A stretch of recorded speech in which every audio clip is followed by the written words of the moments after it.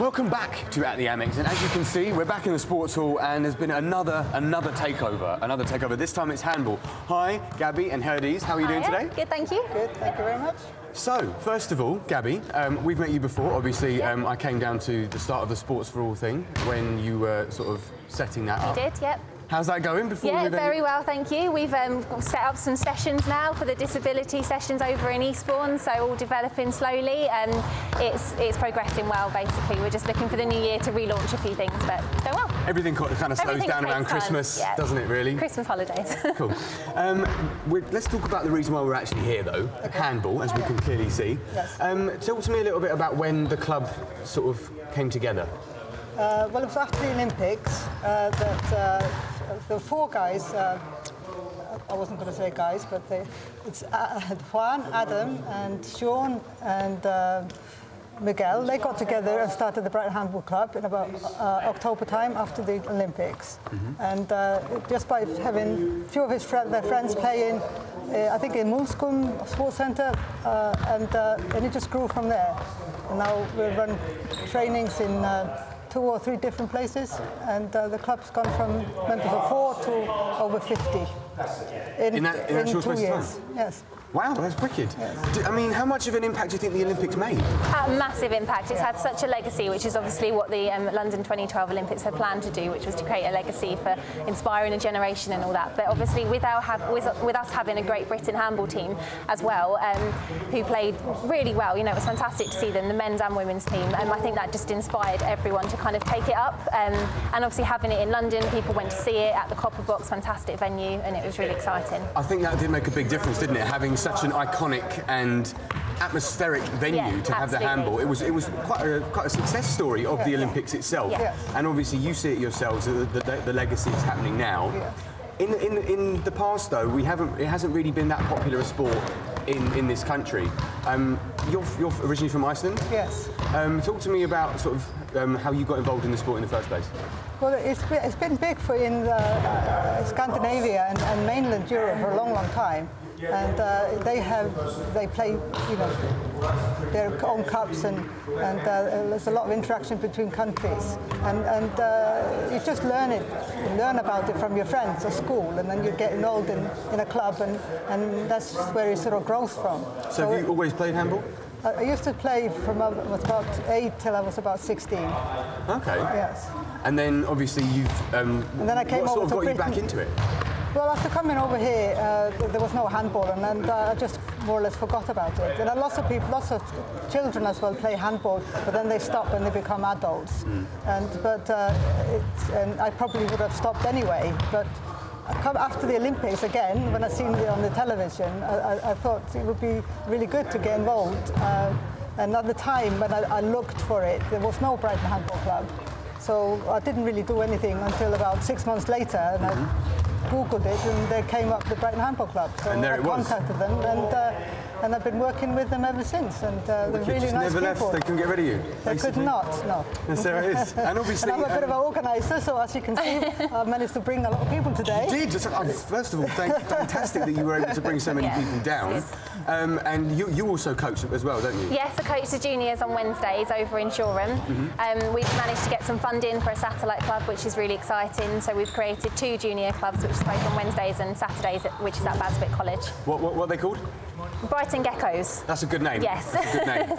I understand you've been sort of trying to set up names for all your teams lately. Is this a new thing, unveiling of teams? Well, originally, obviously, it's Brighton Seahawks, which is what the whole club was called, which is a great name, very Brighton. And then we want to form a women's team, which we've just managed to do. And what we've done is called them Brighton Starlings, a little bit more girly, which is quite exciting, but still quite strong. And then Brighton Geckos for juniors, which Herdis came up with. Wonderful. No one's really ever called themselves the Starlings before. Don't know why, because they're the there. most iconic birds, the ones that are across the pier. And they do all that moving together. So we're That's the technical term, by the way. There is some strong definitions behind it, so we're glad. Wicked. How difficult was it getting these people here today? I mean, not very difficult. just contacted them and they said yes and came along. Well, that's wicked. As you can see, The most difficult bit was to find the place. this gentleman here, and we had the place ready to go. This gentleman over here, Joseph Gunn, is taking part. Hello, give us a wave, Joseph. We're going to go and speak to him in a minute. How, like you mentioned that you've grown from like what a club of 4 to 50 in a short space of time. How many? What's the sort of influx like? How regularly are you getting new people coming in? All the time. Every week. Yeah. Every week? Yeah. It's grown amazingly. We're really, really pleased. It's a very strong club now. Wicked. Well, I'll tell you what, we'll carry on chatting in a bit. Yeah. Don't go anywhere. I'm going to go and speak to Joseph now because, one, he's doing nothing. He's just standing there holding balls, pretending that he's actually taking part. So, let's go and give Joseph a microphone. Joseph, come over here. Hello. How you doing? Don't know where to look. That's for you. I brought you a present. Thank you very much. Early Christmas present. It's kind. This is a handball. It's a handball. This is a handball. And, It's quite nice on the hand. Yeah, it's got a good. It's good. It feels nice. It's grippy. Yeah, it is. Yeah. You need it to be. Yeah, I like it. How's it been? How you Good. It's really good. It's taken me back to school days when I used to play handball there, and it's different, but it's really good. It's really good. It's quite Jesse. I'm getting a sweat on. I can see it in your eyes. See it in my face. Have you scored? Yeah, every time. Really? Every I'm not going time. to lie, I did see you throw one just past the post. No, it went through the goal. I threw it so far. You're not lying to the people at home now, are you, It went Joseph? straight through the goal. Are you lying to the people at home? I would never do that to you. Okay. Right, well, you're going to speak to some people now, I aren't am, you? yes. Jamie's going to come and join me now. So I'll see you in a bit? Yes, see you in a bit. Bye, Jay. Jamie, thank you for joining us. So what kind of drills have we been doing so far today? Well, so far we've been basically working on the basis of handball, so it's a principle of looking at how we're going to attack the goal and how we shoot in general, really. So it's handball's very much one of those sports. If you don't get the initial attack on goal, it's then about looking at the way to find that gap between the defence and just looking for a hole in the goal. Really, it's pretty much what we've been doing so far. And how did you get into handball? I got into it through my younger brother. Okay. Yes, he saw a article in the newspaper, so this was probably going back beginning of the year. Okay. So, and he saw it and they were talking about the legacy from the Olympics and where these sports are now a couple of years later. And I stopped playing sport at that point. I used to play football, and he eventually managed to, after months and months of saying, look, you want to play this, got me along, and I've been loving it ever since, really. So, it's about 6 months I've been playing it now. And obviously Brighton Handball Club, as we can see, these wonderful T-shirts we have here. How's the club been doing from what you've seen? Has it been growing? Yes, yeah, definitely. That's the thing, really. It's just trying to keep on top of it because the demand for growth is almost at a rate where it's difficult to try and keep up with how much. So it's like even since the small time I've been here, we were talking like you had a men's team and you'd have maybe 14, 15 training, and now we're talking, we can have 20, 30 training. We've got 2 satellite clubs for youth. We've got a women's team. It's completely changed in the 6 months I've been here, so it's it should be exciting for the next 6 months. And what about handball in general? Do you think it can? Do you think it's got a potential to get bigger in this country? Yeah, I don't see any reason why not. It's a fast-paced game. It's very exciting. It's one of those. I've played a lot of sports, and it's very difficult not to fall in love with it straight away. It's fast-paced. It's team-based, and the good thing is as well, handball, it's one of those you can play with a mix. So if you've got a group of guys, a group of girls, you can mix and you can all play together. It does, it works for everyone, really. It's All right, well, we better get back and do some more training, because I think I need it, because we might be playing a game later, so that'd be interesting. So let's go back to Jay. So, he's apparently he's doing okay over there. Good. Yeah. Good to hear it. I'm glad. We'll be recruiting him later on. Really? Well, I'm sure he'll be up for it. He mentioned that he played at school. I didn't even know this. That's quite interesting because I never played at school, and I'm from Brighton. Never had anything like that at school. So what got you involved? How did you? So I've played sport all my life. I work in sport. I've always loved it. Went to uni, did a sports degree, and never went to Brighton Uni. They didn't have a handball team then. They do now. But there was never any handball around when I was a kid. Nothing at school. It's quite ironic because the school I now teach at is the school I went to. I had no handball now. No way. So it's quite exciting. That's wonderful that you've been able to bring it to them. Absolutely, it's so exciting. They've got handball lines and everything. We play some of our friendly matches there, so it's really exciting. But a year ago, I just was like, I really want to try this new sport, and I just decided to go along to Brighton Handball Club and then started from there, really.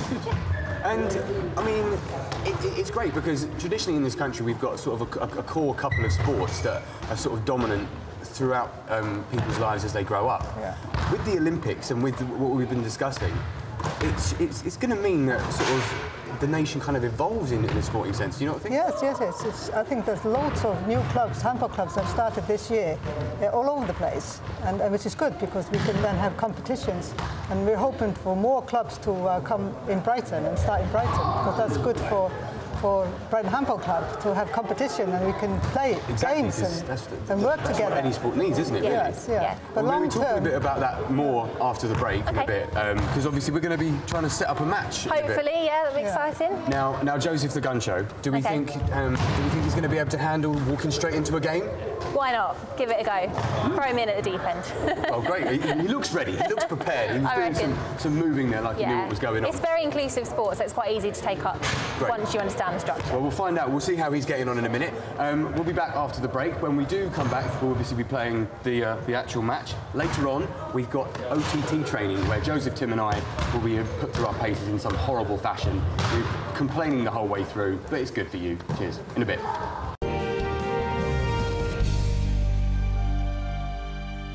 Welcome back to At the Amex, and now we've moved slightly and we've got a match going on behind us. Joseph's actually involved. I saw him having to do some marking a minute ago. Yeah, good defending going on there. Yeah, well, you say good. We don't know. I'm going to say it's good. We'll find out. We'll be speaking to Joseph again in a minute. He's going to be speaking to Vivian. And looking over there, we've got quite a cross-section. We've got some under-18, we've got some adults, we've got some men, we've got some women taking part. Handball as a sport, can you play mixed teams? Up in the kind of the top level of handball, you don't play mixed teams, obviously, but we do a lot of mixed friendlies. We work really closely with Eastbourne Handball Club, who were the only other club in Sussex. They're great guys. They work, they sort of work with us. We're forming an under-16 Sussex team at the moment. I'll talk more about that in a second. But you do that? Okay. I will.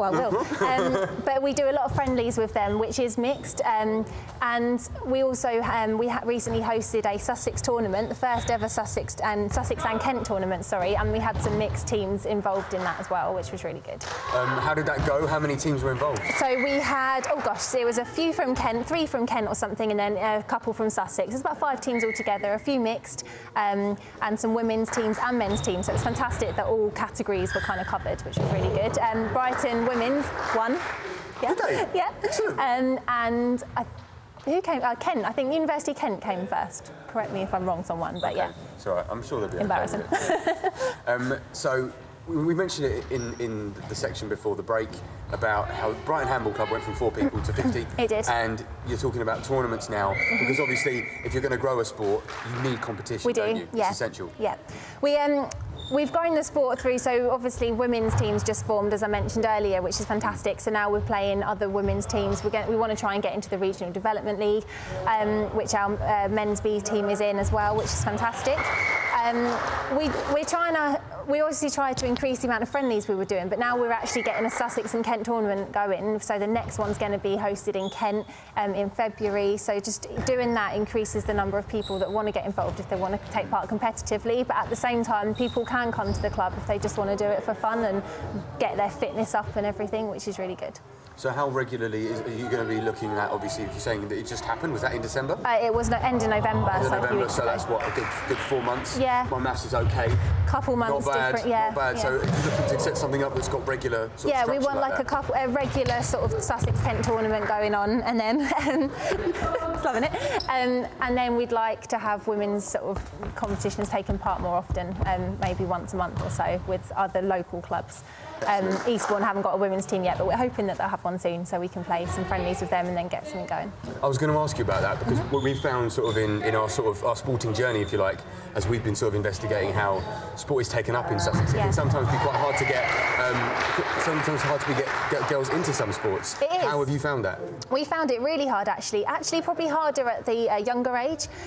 Where I coach, I'm only coaching boys, unfortunately, at the moment, which is great. They're a great group of lads. But don't knock the boys, they're all right. No, that's great. But unfortunately, I do want some girls to come along because it's such an inclusive sport. You know, all players, all positions can play and shoot and do the same thing. You know, it's very inclusive, very fun, and I think getting younger girls in at that age will be better for them as they grow up. But women, we've actually we've got quite a multicultural club at Brighton, which is great. We've got a lot of women now in comparison to maybe a year ago. When I started, there was only about 3 or 4 of us, and now we've got a full team, if not more. So that's really exciting. Hello, Elliot. Do you want to maybe go, because you're doing a good job of being ball boy, do you want to head back over so that you can carry on doing that? Is that all right? Good job. Wicked, carry on.